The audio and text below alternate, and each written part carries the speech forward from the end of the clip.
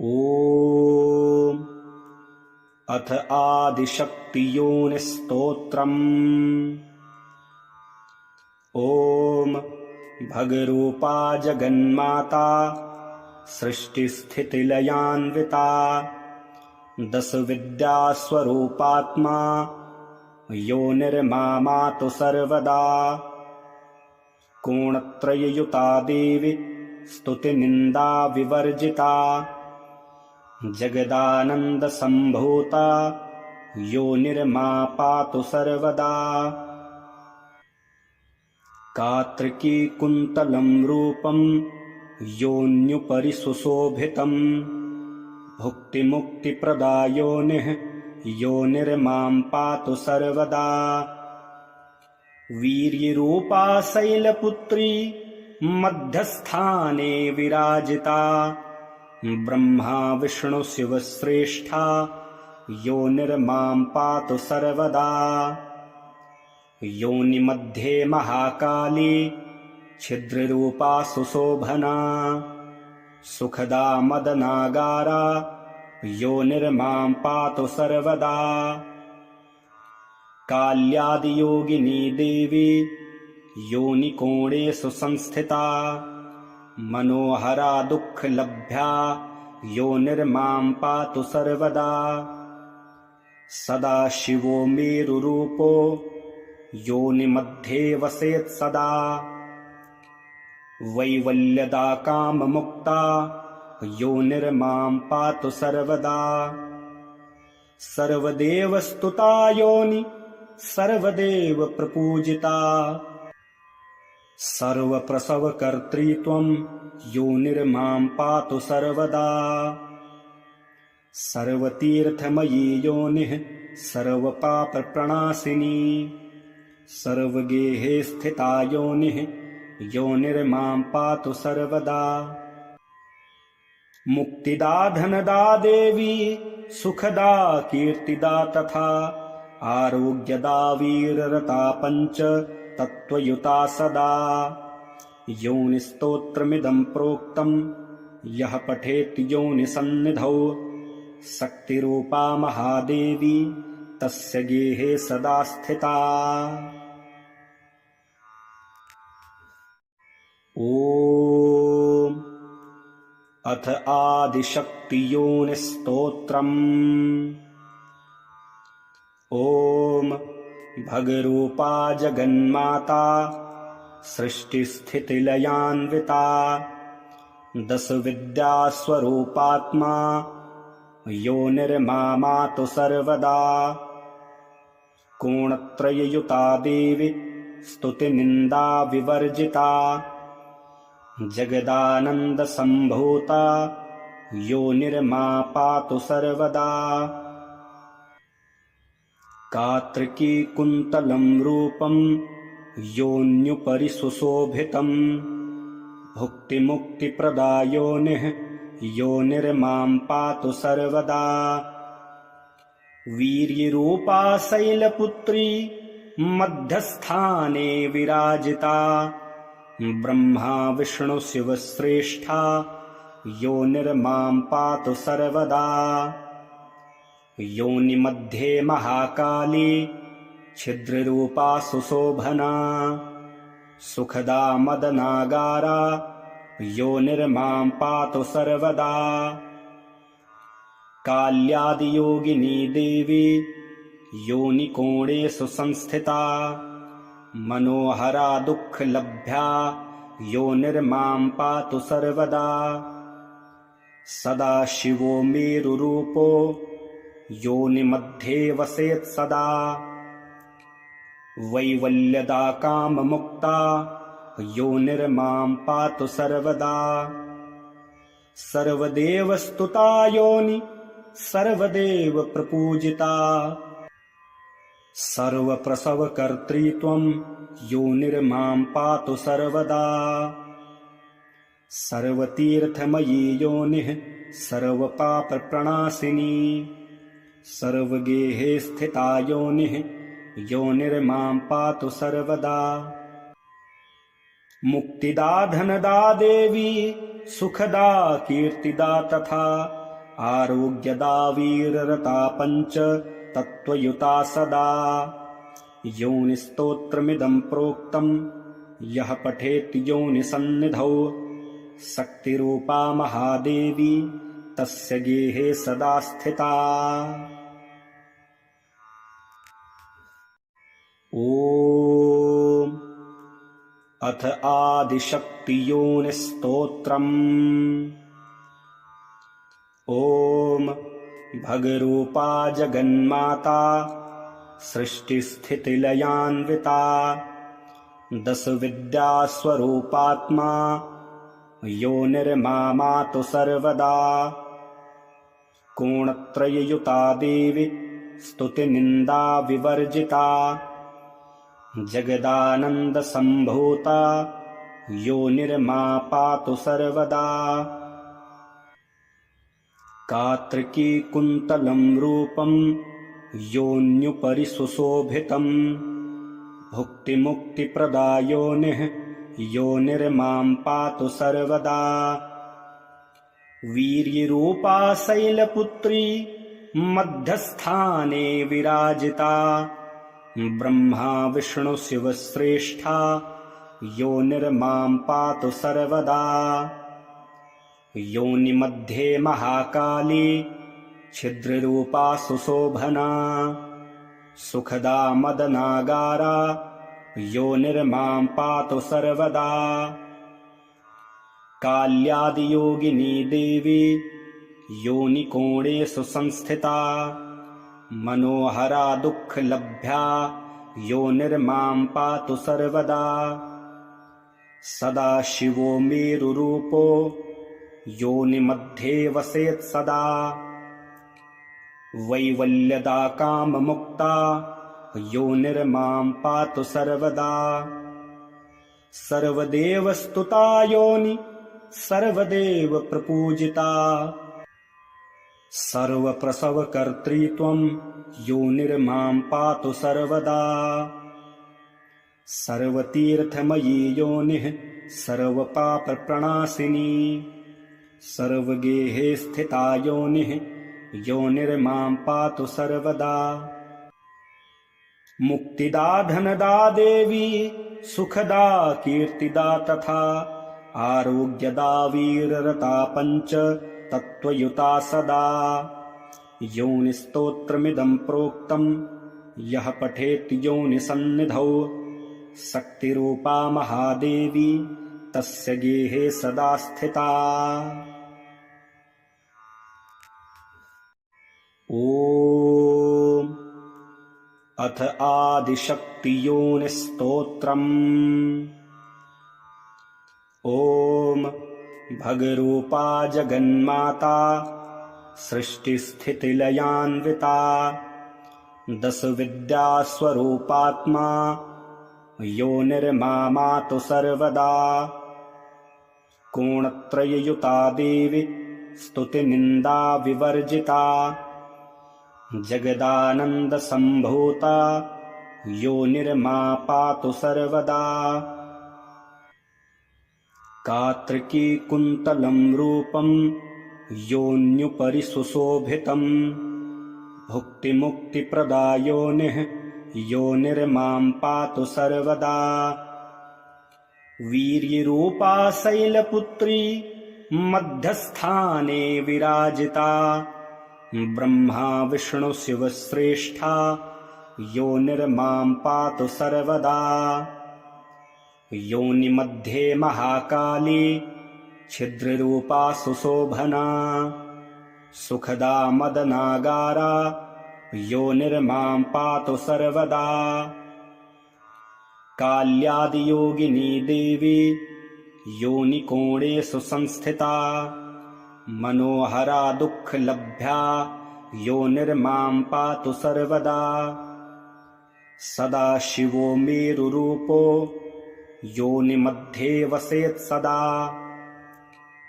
वैवल्यदा काममुक्ता योनिर्मां पातु सर्वदा। सर्वदेवस्तुता योनि सर्वदेव प्रपूजिता सर्वप्रसवकर्त्री त्वं योनिर्मां पातु सर्वदा। सर्वतीर्थमयी योनिः सर्वपापप्रणाशिनी। सर्वगेहे स्थिता योनिः योनिर्मां पातु सर्वदा।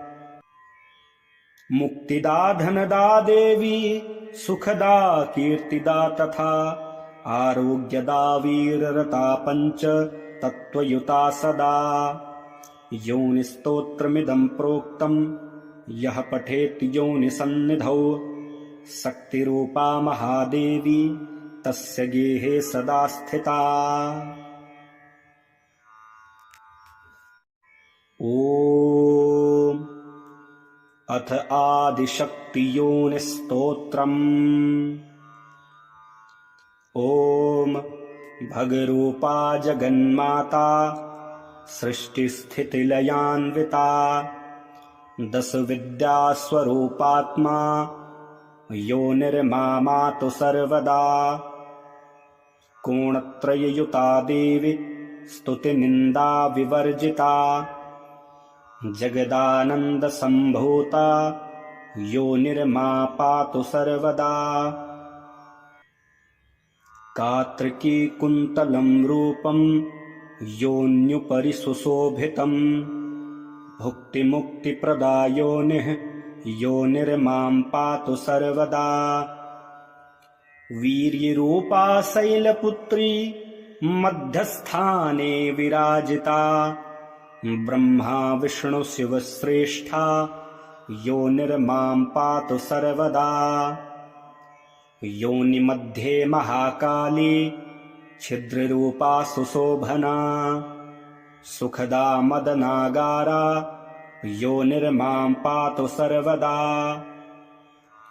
काल्यादियोगिनी देवी योनिकोणेषु संस्थिता। मनोहरा दुःखलभ्या योनिर्मां पातु सर्वदा।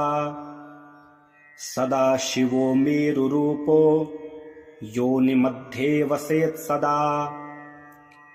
वैवल्यदा काममुक्ता योनिर्मां पातु सर्वदा। सर्वदेवस्तुता योनि सर्वदेव प्रपूजिता। सर्वप्रसवकर्त्री त्वं योनिर्मां पातु सर्वदा।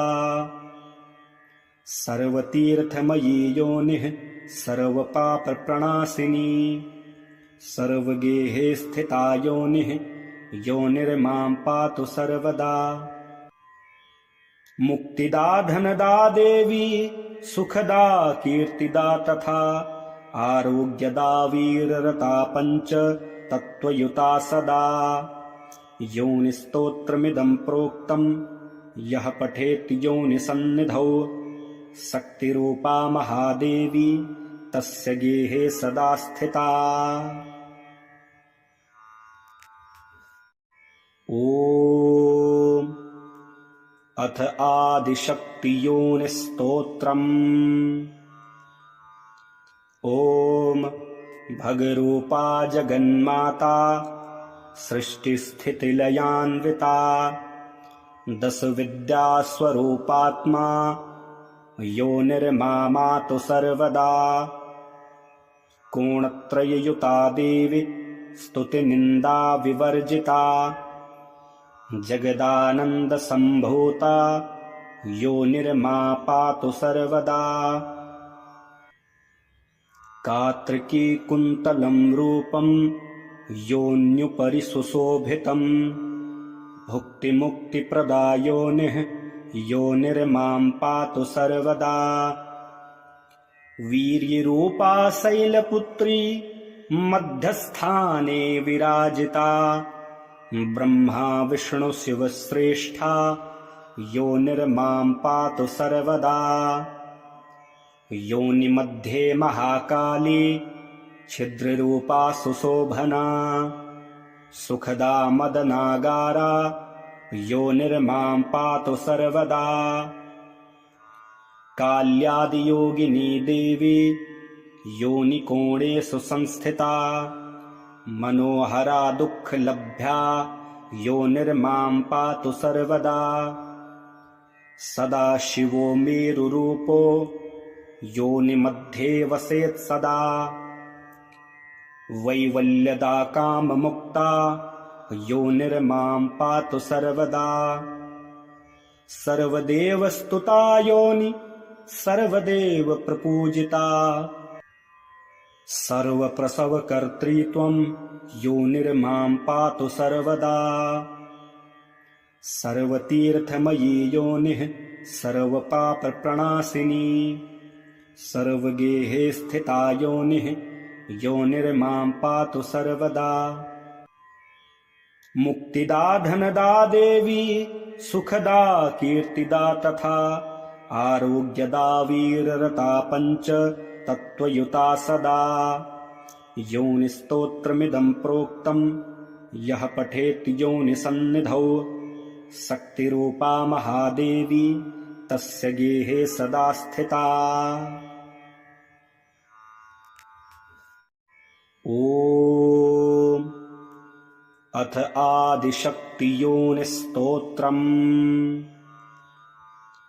ॐ भगरूपा जगन्माता सृष्टिस्थितिलयान्विता दशविद्यास्वरूपात्मा योनिर्मामातु सर्वदा कोणत्रययुता देवी स्तुतिनिन्दा विवर्जिता जगदानन्दसम्भूता योनिर्मा पातु सर्वदा कात्रिकी कुन्तलं रूपं योन्युपरि सुशोभितं भुक्तिमुक्तिप्रदा योनिः योनिर्मां पातु सर्वदा वीर्यरूपा शैलपुत्री मध्यस्थाने विराजिता ब्रह्मा विष्णु शिवश्रेष्ठा योनिर्मां पातु सर्वदा योनिमध्ये महाकाली छिद्ररूपा सुशोभना सुखदा मदनागारा योनिर्मां पातु सर्वदा काल्यादियोगिनी देवी योनिकोणेषु संस्थिता मनोहरा दुःखलभ्या योनिर्मां पातु सर्वदा सदाशिवो मेरुरूपो योनिमध्ये वसेत् सदा वैवल्यदा काममुक्ता योनिर्मां पातु सर्वदा सर्वदेवस्तुता योनि सर्वदेव प्रपूजिता सर्वप्रसवकर्त्री त्वं योनिर्मां पातु सर्वदा सर्वतीर्थमयी योनिः सर्वपापप्रणाशिनी सर्वगेहे स्थिता योनिः योनिर्मां पातु सर्वदा मुक्तिदा धनदा देवी सुखदा कीर्तिदा तथा आरोग्यदा वीररता पञ्च तत्त्वयुता सदा योनिस्तोत्रमिदं प्रोक्तं यः पठेत् योनिसन्निधौ शक्तिरूपा महादेवी तस्य गेहे सदा स्थिता। ॐ अथ आदिशक्तियोनिस्तोत्रम्। ॐ भगरूपा जगन्माता सृष्टिस्थितिलयान्विता दशविद्यास्वरूपात्मा योनिर्मामातु सर्वदा कोणत्रययुता देवी स्तुतिनिन्दा विवर्जिता जगदानन्दसम्भूता योनिर्मा पातु सर्वदा कात्रिकी कुन्तलं रूपं योन्युपरि सुशोभितं भुक्तिमुक्तिप्रदा योनिः योनिर्मां पातु सर्वदा वीर्यरूपा शैलपुत्री मध्यस्थाने विराजिता ब्रह्मा विष्णु शिवश्रेष्ठा योनिर्मां पातु सर्वदा योनिमध्ये महाकाली छिद्ररूपा सुशोभना सुखदा मदनागारा योनिर्मां पातु सर्वदा काल्यादियोगिनी देवी योनिकोणेषु संस्थिता मनोहरा दुःखलभ्या योनिर्मां पातु सर्वदा सदा शिवो मेरुरूपो योनिमध्ये वसेत् सदा वैवल्यदा काममुक्ता योनिर्मां पातु सर्वदा सर्वदेवस्तुता योनि सर्वदेव प्रपूजिता सर्वप्रसवकर्त्री त्वं योनिर्मां पातु सर्वदा सर्वतीर्थमयी योनिः सर्वपापप्रणाशिनी सर्वगेहे स्थिता योनिः योनिर्मां पातु सर्वदा मुक्तिदा धनदा देवी सुखदा कीर्तिदा तथा आरोग्यदा वीररता पञ्च तत्त्वयुता सदा योनिस्तोत्रमिदं प्रोक्तं यः पठेत् योनिसन्निधौ शक्तिरूपा महादेवी तस्य गेहे सदा स्थिता। ॐ अथ आदिशक्तियोनिस्तोत्रम्। ॐ भगरूपा जगन्माता सृष्टिस्थितिलयान्विता दशविद्यास्वरूपात्मा योनिर्मामातु सर्वदा कोणत्रययुता देवी स्तुतिनिन्दा विवर्जिता जगदानन्दसम्भूता योनिर्मा पातु सर्वदा कात्रिकी कुन्तलं रूपं योन्युपरि सुशोभितं भुक्तिमुक्तिप्रदा योनिः योनिर्मां पातु सर्वदा वीर्यरूपा शैलपुत्री मध्यस्थाने विराजिता ब्रह्मा विष्णु शिवश्रेष्ठा योनिर्मां पातु सर्वदा योनिमध्ये महाकाली छिद्ररूपा सुशोभना सुखदा मदनागारा योनिर्मां पातु सर्वदा काल्यादियोगिनी देवी योनिकोणेषु संस्थिता मनोहरा दुःखलभ्या योनिर्मां पातु सर्वदा सदा शिवो मेरुरूपो योनिमध्ये वसेत् सदा वैवल्यदा काममुक्ता योनिर्मां पातु सर्वदा सर्वदेवस्तुता योनि सर्वदेव प्रपूजिता सर्वप्रसवकर्त्री त्वं योनिर्मां पातु सर्वदा सर्वतीर्थमयी योनिः सर्वपापप्रणाशिनी सर्वगेहे स्थिता योनिः योनिर्मां पातु सर्वदा मुक्तिदा धनदा देवी सुखदा कीर्तिदा तथा आरोग्यदा वीररता पञ्च तत्त्वयुता सदा योनिस्तोत्रमिदं प्रोक्तं यः पठेत् योनिसन्निधौ शक्तिरूपा महादेवी तस्य गेहे सदा स्थिता।